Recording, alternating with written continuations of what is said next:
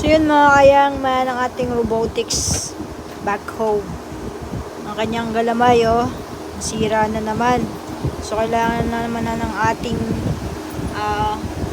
superpower na tulong mga kayang man. So yan, ganyan po siya.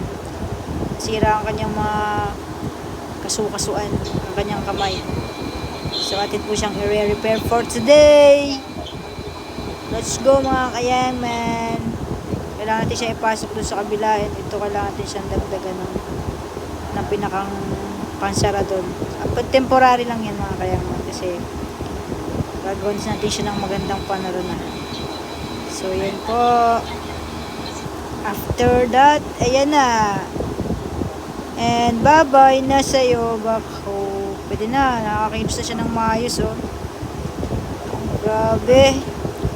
Masakit ang kanyang mga katawan. Yan, okay na siya, na-fix na natin ang kanyang kamay. Pwede na siya, ready na siyang magtrabaho for today. Siguro mga ilang araw lang yan, mga 3 lang siguro. Tapos pabalik na yan sa amin, papagawa ulit. Bye-bye!